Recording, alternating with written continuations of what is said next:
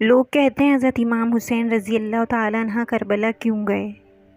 حضرت امام حسین رضی اللہ تعالیٰ عنہ حضور صلی اللہ علیہ وآلہ وسلم کی گود کے پالے ہوئے تھے، کمزور ایمان والے نہیں تھے کہ دل ہی دل میں کوڑتے رہتے اور ظلم اور جبر اور ناانصافی کو ہاتھ سے نہ روکتے۔ حضرت امام حسین رضی اللہ تعالیٰ عنہ کے خطبے دیکھیں، قدم قدم پر خطبے دیے ہیں۔ فرمایا، میں سیر سپاٹے کے لیے نہیں جا رہا، نہ میں تخت و تاج کے لیے جا رہا ہوں، میں اپنے نانا کی امت کی اصلاح کے لیے جا رہا ہوں۔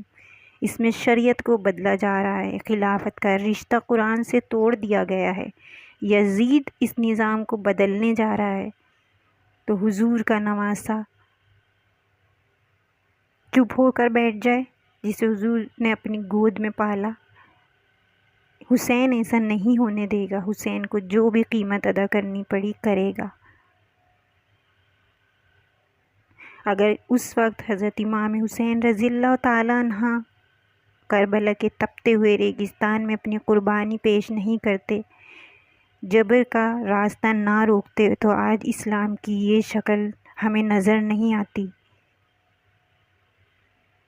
واقعہ کربلا بہت بڑا واقعہ ہے اور اسلام زندہ ہوتا ہے ہر کربلا کے بعد۔